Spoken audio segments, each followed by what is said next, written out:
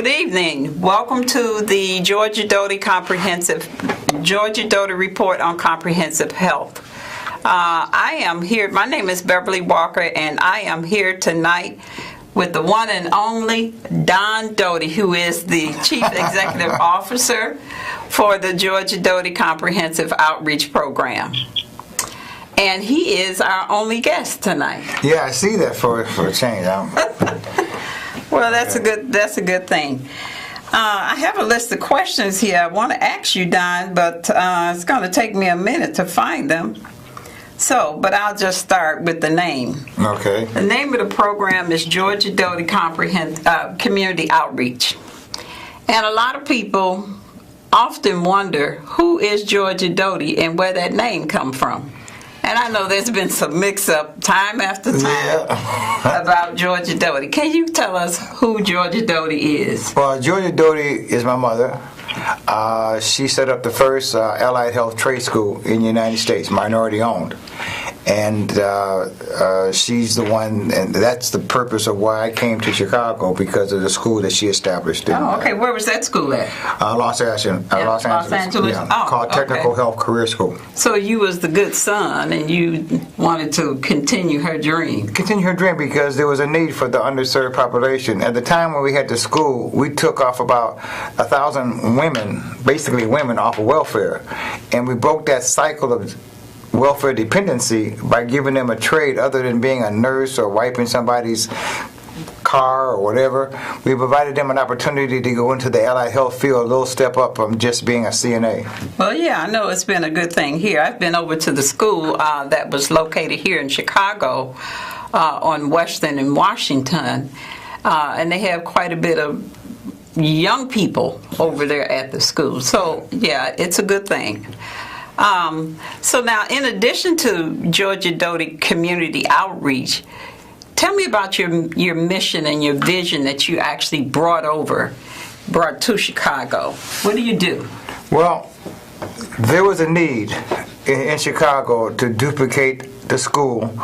It was called Center for Employment Training on Holman and Arthington for about 20-something years. There was a need there because the unemployment rate here in Chicago, the gang rate, a lot of the homeless population here in Chicago was very extremely high.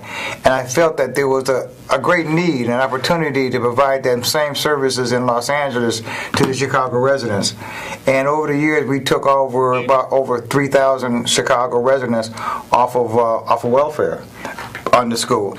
We did about 2,000 young men coming out of prison and women coming out of prison, and provided them training and education, and educated them on their health, but also provided employment opportunities. Matter of fact, you went into prisons with me. So now, yeah, I was going to say, you talk about the young men that were coming out of prison.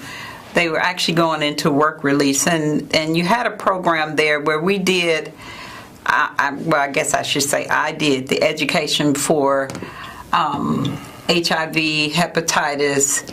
We did some substance abuse education as well, and we had some spiritual motivation that was done by Father Clements. And I found it to be a very good program. When I actually had my program running, I actually hired some of those young people to work for me. And so giving them that information, allowing them to learn something, gave them the opportunity to go out in the field and be able to find employment. Yes. And so they was able to work for me, and within the 12 years that I actually did community outreach myself, I was able to employ some of them, and it worked out very well. People are so misunderstood because there's so much talent that's incarcerated. These are some geniuses, some smart individuals that made mistakes because of how they were brought up and the environment in which they brought up. They had to survive, and without an education, without a skill, they did what they had to do to survive, to put food on their plate, take care of their family, take care of themselves. And I think now we have an opportunity to show them an opportunity to get into areas that can transfer those street skills to a good, positive work working skill. And I feel that we've accomplished a lot here in Chicago, and I think that the program had done extremely well in terms of employment for those individuals coming out of prison. Right. So let me take a break here. I am not the original host for the show. Our original host, Ms. Yolanda Givens, is out ill. I am just taking her place. I am the person that's normally answering the phones. But we do want to wish Yolanda a speedy recovery, and I really be glad when she come back. Okay.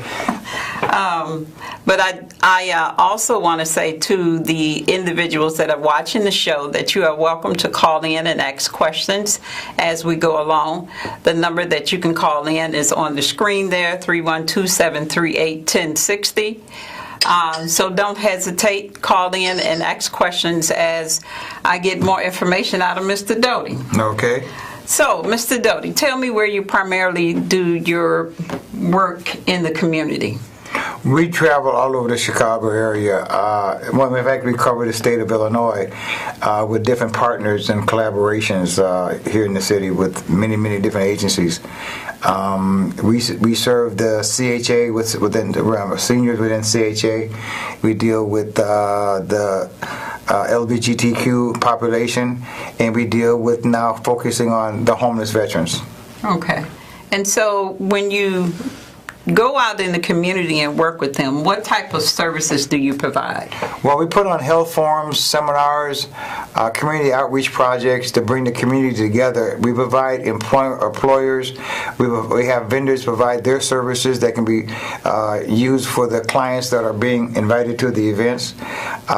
We provide employment opportunities, and we do health education. And we have professionals in those areas to speak on those subjects for us.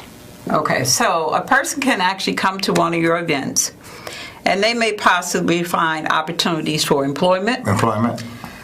Screenings for health. They can be screening for various health. I know HIV and hepatitis is one of the screenings that they get. They also do the blood pressure checks and glucose the screening. In addition to that, I think, have you ever had the kidney mobile or? No, not yet. Okay, that's something we have to check into for you as well. And in addition to that, you provide education, so a person can actually come and be educated on a number of different health subjects at time being. Tell me some of the people you've had to come out and speak. Oh, you name it. Dr. Terry Mason is one of the main speakers for our areas. Like, for Excellent instance, speaker. We have a program on obesity nutrition, and he's going to speak on that. We're going to have it at Kennedy King Community College. We have a program for our Veterans Forum. We have top veterans throughout the state that are going to come in and speak on veterans and some of the services and some of the benefits a lot of veterans are not aware of. Okay. And we're going to bring in some of the homeless veterans from the community on the streets under the bridges and bring them to the events also, and reconnect them back into the system. We have one on domestic violence, and we have Stephanie Patterson that's going to come in and coordinate that, and we have it at the Kroc Center every year, and we're going to do domestic violence and reduction of violence in the city of Chicago. Okay, excuse me, I see we have a caller. Caller, do you have a question or comment? Yes.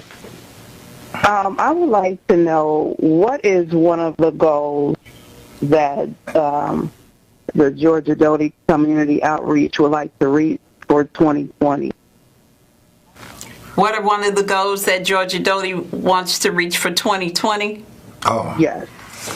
We plan to reach 10,000 Illinois residents via our TV show and via our national health newsletter that we have that comes out periodically.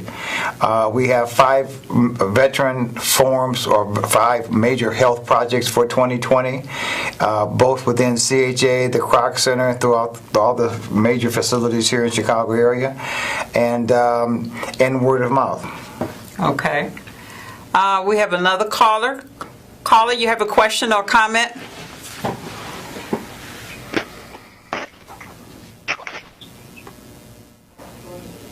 Nobody there?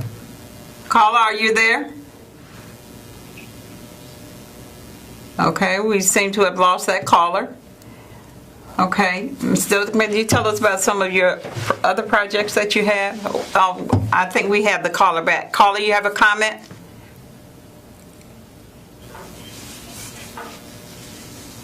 Okay, so we're still on the air. We still have time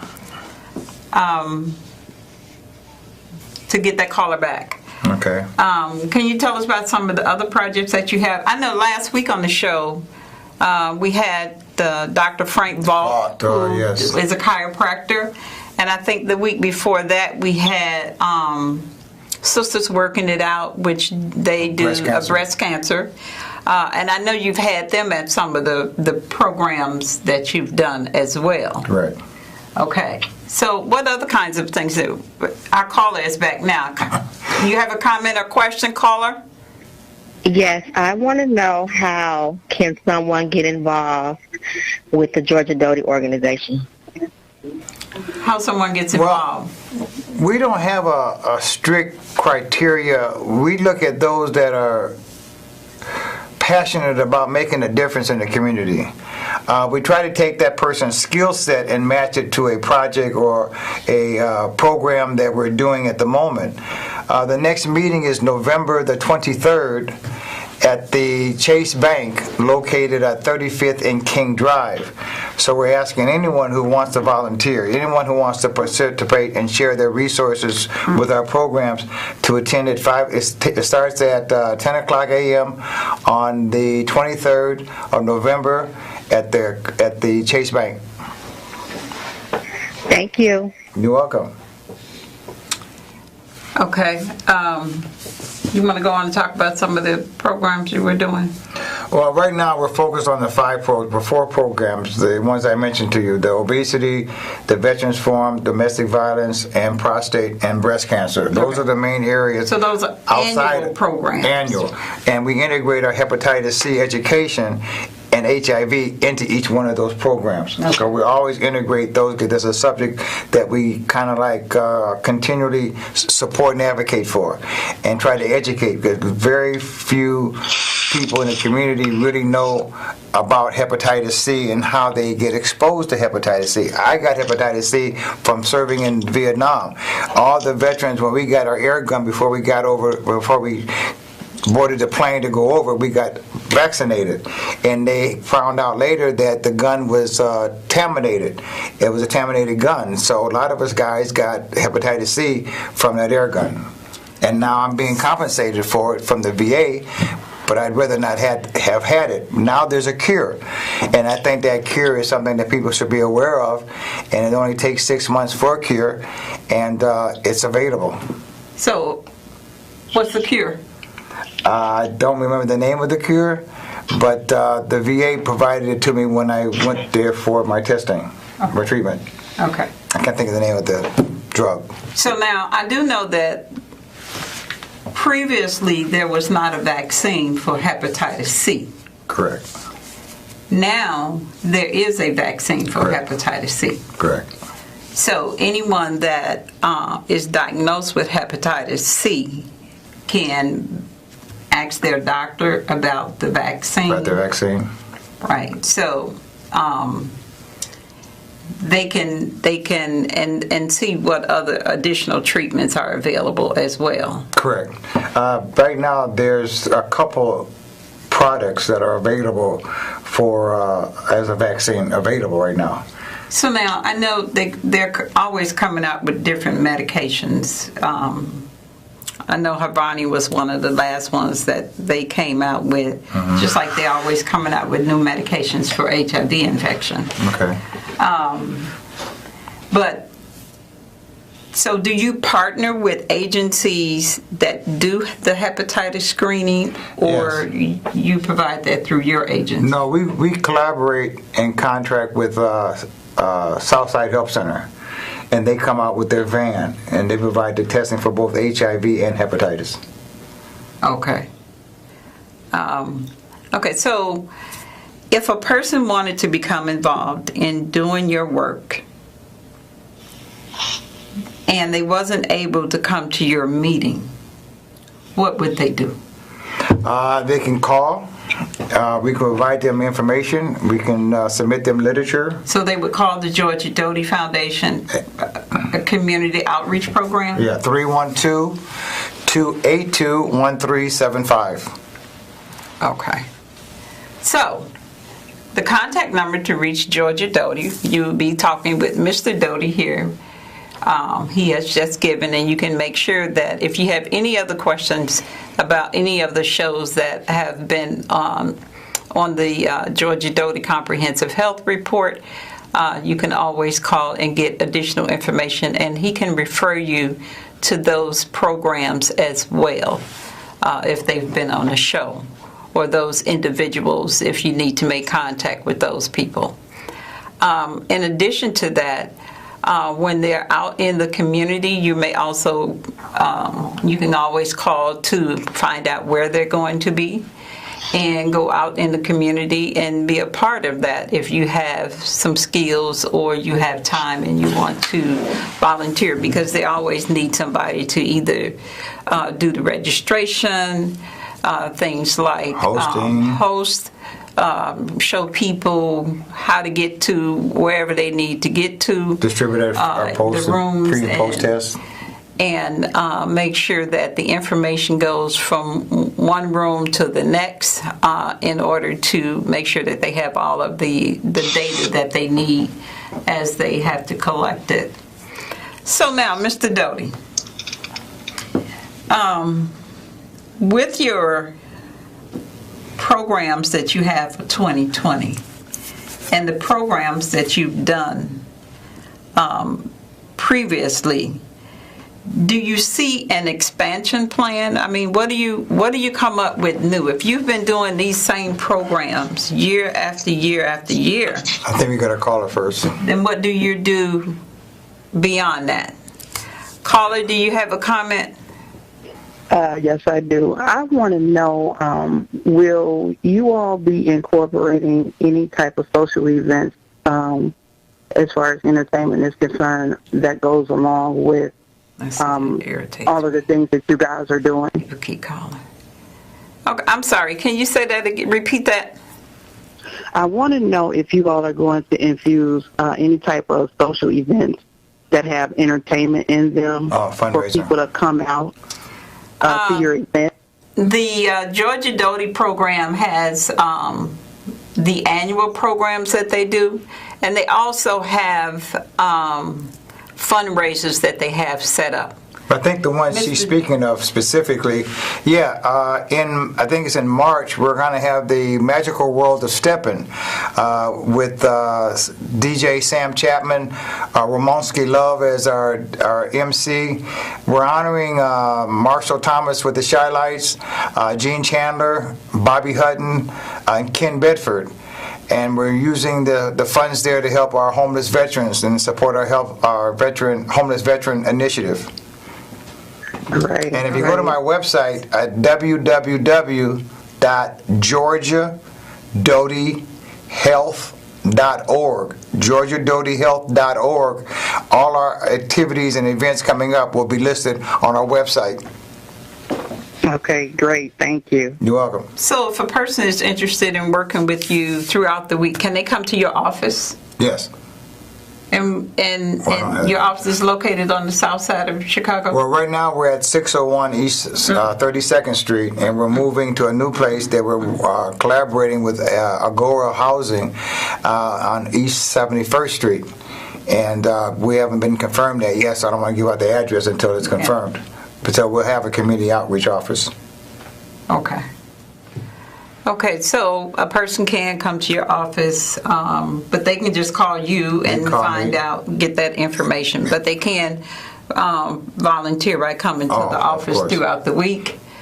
And they can also volunteer for the various programs that you have in the community. And we look to retain some services, professional services that fit some of the programs that we are doing also. So we're looking for professionals in various areas of health education and marketing and in grant writing and research. Okay. Because now we're about to expand our program, and we're setting up a chapter in Atlanta LA and in Vegas, and we have committees there, and then we have a director that's running each city for us as of in 2020. Okay. So we're about to do the filing now, so we can reach more folks that are really underserved and need the education that's required in terms of health disparity. Okay, so as you're working with the health disparities and veterans, you work with the seniors, do you work with the average age, I guess, 24 and up to maybe 35, 45? No, we started about 17, 18 in a way. We went through the high schools also. A lot of the kids were getting body tattoos and body piercing, and they weren't getting it from a professional service or clinic. Okay. And they were doing it with each other, just like the guys in prison were doing tattoos with ink pens, right, and exposing them to hepatitis B. So we try to educate a lot of the young folks on their health and in terms of being careful about where they go and what they do to their bodies. And so that a lot of time, even when they get to an age where they're looking for employment, tattoos on the neck and the face, it's going to hinder them in terms of employment in certain specific areas. Yeah, I was on the bus and I'd seen a young person, he had tattoos. It looked like regular ink pen to me, but it was all down his arms, on his hands. Yeah. I mean, I don't really see how they can do that. That would hurts. seem like that would hurt. Yes. To me, it seems like They it have would a high hurt. pain threshold. Yes. Yeah, it's got to be much higher than mine. So we are approaching the bewitching hour. I do want to say again, I want to thank the callers that have called in. And Mr. Doty, I do want to ask you, what are your visions for 2020 in addition to the expansion? What's your vision in terms of how you are working with the people in the community? I think we built a strong reputation. We received about 4 state proclamations just in Illinois itself. We just got a city resolution from the mayor of Los Angeles, and we received one from the governor of Minnesota. So we've been able to identify and create a good branding for the organization to know that we have those services, we have those professional people involved with us. We're trying to make a difference. Our mission is to create awareness on health disparity and try to provide services to the underserved population who don't know about their own health. Matter of fact, the hospitals would like us to educate the community on their health in that they don't run to the emergency room for minor illnesses that could be corrected if they had known better. So I think learning how to eat properly and to provide a holistic health regimen about themselves will make a big difference. Yeah, I think having people come on to this show, because I know in addition to the breast cancer and the chiropractor and the hepatitis, and we've had shows where people, I remember we had a young man come on, he talked about the different nutrients and Robert Beck. The food that you needed to have, the different vitamins Yes. and all that you needed to have in your body on a daily basis. And it just seems impossible to me to get, when you say minerals, I'm like, how do you get those minerals if you're not eating greens? Yeah. But he did call out some of the foods and so forth, and you have to make sure that you're flushing your body With water. the food with water. Correct. Yeah, I But didn't know don't that drink water while you're eating, he said. right. Drink after you finish after eating. you finish Right. eating. Right. But I didn't know there were so many different types of water. And so I went to the store one day and just kind of scanned the water aisle. Yeah, I mean, there's so yeah. many different types. But I think you've done quite a bit of educating the public, the community, through this show. The 25 minutes that you spent on the show. I want to thank you for coming on the show.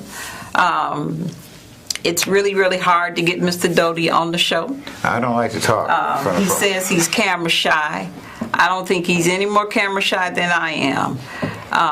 But I'm glad that we've been able to get him to at least one show per season.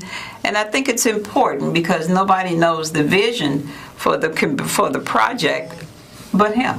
He And has it's so the funny vision. too, because many people thought when we were in the prisons, they thought you were Georgia Doty. Yeah, no. They thought that you were my mother. Right. So we are down to our last few minutes. And I do want to say, I see, and it's an opportunity for those people to come on the show and talk a few minutes. I remember when I had cable and I used to watch this channel all the time, and I remember when I was doing HIV education on the show all the time. And it's a very interesting show. I do commend you for it. I commend Yolanda Gibbons for having the nerve to come and sit up here every week. It's easy for me to sit back there and answer the phone and hit that button that says caller. It's like playing tic-tac-toe sometimes. Yeah, I really miss Yolanda. We're praying for her now. We hope she's getting better.